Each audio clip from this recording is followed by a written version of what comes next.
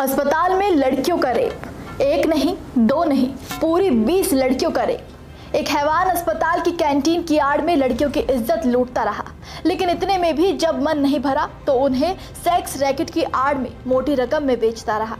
भरे अस्पताल में इतना बड़ा कांड चलता रहा, लेकिन किसी को कानो कान खबर तक नहीं हुई। क्या है पूरा मामला, चलिए आपको विस्तार से बताते हैं। अंजाम दिया जो वहां मौजूद शख्स या मरीज कभी सोच भी नहीं सके। दरअसल कैंटीन संचालक ने 20 लड़कियों के साथ रेप किया। नौबस्ता थाना क्षेत्र के मोहल्ले में एक किराए के मकान में एक प्राइवेट अस्पताल चलाया जा रहा था। अस्पताल की कैंटीन में लड़कियों को कैंटीन संचालक केशव उत्तम बहाने से बुलाकर ले जाता था और फिर उनका बलात्कार करता था। और सिर्फ बलात्कार ही नहीं, ये कैंटीन संचालक उनके रेप करते हुए वीडियो भी रिकॉर्ड करता था और फिर लड़कियों को ब्लैकमेल कर सेक्स रैकेट में उतार देता था। आरोपी ग्राहकों की डिमांड पर लड़कियों को उनके पास भेजने लगा और इसके लिए मोटी रकम वसूलने लगा।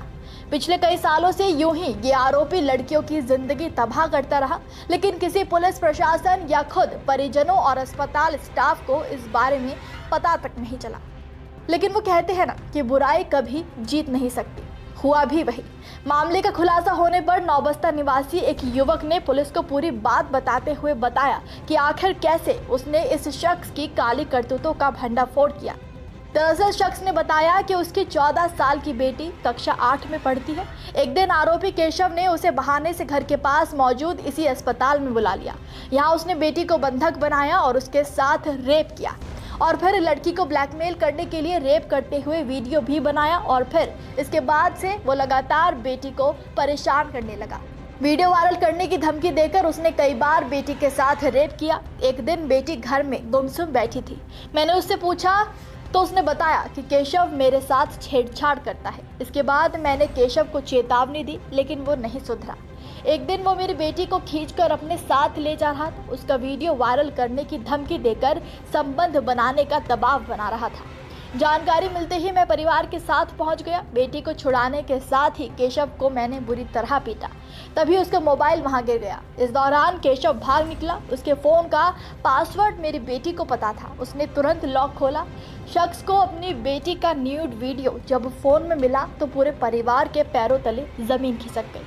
और हैरानी तब हुई जब उसमें सिर्फ एक लड़की नहीं बल्कि कई लड़कियों के भी न्यूड फोटो और वीडियो भी उसी मोबाइल में मिले।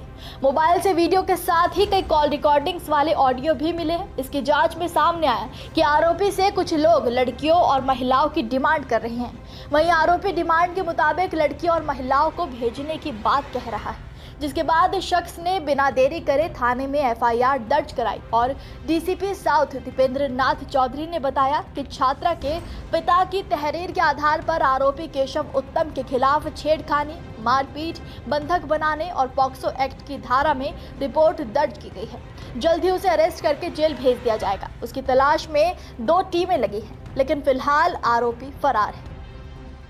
थाना नौबस्ता पर एक पीड़िता के परिजनों ने इस आशय की एक तहरीर दी कि उनकी पुत्री जब स्कूल जा रही थी तो पास के ही एक हॉस्पिटल में काम करने वाले केशव उत्तम नामक व्यक्ति ने उसके साथ छेड़खानी की।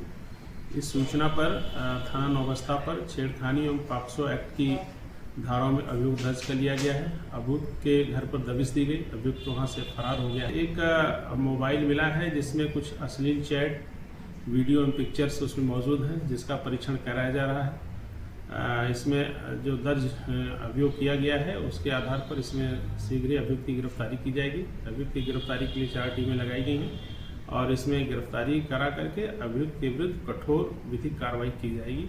पीड़िता का मेडिकल परीक्षण एवं उसका न्यायालय में बयान दर्ज कराया जा रहा है। जानकारी के मुताबिक आरोपी के जिन लड़कियों के साथ अश्लील वीडियो मिले हैं उनसे संपर्क करने का प्रयास किया जा रहा है। अगर कोई तहरीर देगा तो और एफआईआर भी दर्ज की जाएगी।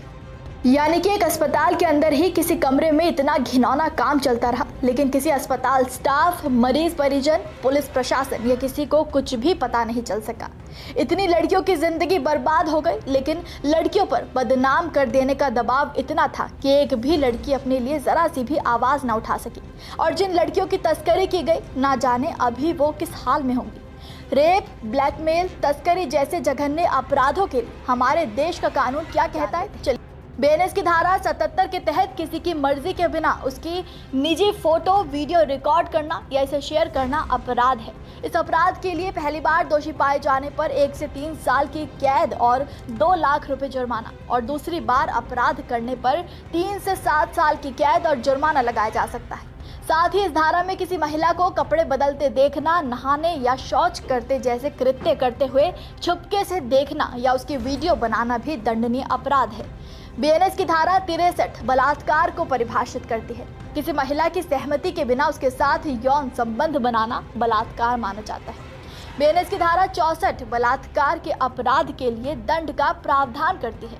बलात्कार करने वाले व्यक्ति को कम से कम 10 साल की कठोर कारावास की सजा, जो कि आजीवन कारावास तक हो सकती है, और जुर्माने से दंडित किया जाएगा। आईटी एक्ट की धारा 67A के अनुसार इलेक्ट्रॉनिक रूप में यौन रूप से स्पष्ट सामग्री जैसे कि पॉर्न वीडियो को पब्लिश करना या फिर प्रसारित करना एक अपराध है। पहली बार ऐसा करने पर 5 साल तक की जेल या 10 लाख रुपए तक का जुर्माना या फिर दोनों हो सकते हैं। वहीं दूसरी बार यह अपराध करने पर 7 साल तक की कैद और 10 लाख रुपए तक का जुर्माना या फिर दोनों हो सकते हैं। आईटी एक्ट की धारा 67B बच्चों की पोर्नोग्राफी को इलेक्ट्रॉनिक रूप में प्रकाशित करने या प्रसारित करने के लिए दंड का प्रावधान करती है। ये एक गैर जमानती अपराध है। इस एक्ट के तहत पहली बार दोषी पाए जाने पर 5 साल तक की जेल और 10 लाख रुपए तक का जुर्माना हो सकता है और बाद में दोषी पाए जाने पर 7 साल की जेल और 10 लाख रुपए का जुर्माना। पॉक्सो एक्ट की धारा 3 16 वर्ष से कम उम्र के बच्चों के साथ यौन क्रियाएं करने से संबंधित है। इसमें यौन अंग या गुप्तांग से प्रवेश करना या फिर छूना शामिल है। ऐसे अपराध करने वालों के खिलाफ कम से कम 10 साल के कारावास से लेकर आजीवन कारावास तक की सजा और जुर्माने का प्रावधान है। पॉक्सो एक्ट की धारा 4 यानी पेनिट्रेटिव सेक्सुअल असॉल्ट के लिए सजा से संबंधित है। इसके अनुसार व्यक्ति को कम से कम 10 साल की कैद से लेकर आजीवन कारावास तक की सजा और जुर्माना हो सकता है। यदि ये हमला 16 साल से कम आयु के बच्चे के साथ किया जाता है तो सजा 20 साल से लेकर आजीवन कारावास तक हो सकती है और जुर्माना भी लगाया जा सकता है। पॉक्सो एक्ट की धारा 13 के तहत यदि कोई बच्चे का इस्तेमाल यौन संबंधी अश्लील सामग्री बनाने के लिए करता है तो वो इस धारा के तहत दोषी होगा। पॉक्सो एक्ट की धारा 14 के अनुसार ऐसा अपराध करने वाले को कम से कम 5 साल की कैद और जुर्माने की सजा हो सकती है। अगर ये अपराध दूसरी बार होता है तो सजा 7 साल की कैद से कम नहीं होगी और जुर्माना भी लगाया जाएगा। चाइल्ड पोर्नोग्राफी की सामग्री को किसी भी इरादे से अपने पास रखने वालों को कम से कम 5,000 रुपये तक का जुर्माना लगाया जा सकता है और यदि वो दोबारा ऐसा करता है तो जुर्माना 10,000 रुपये तक होगा।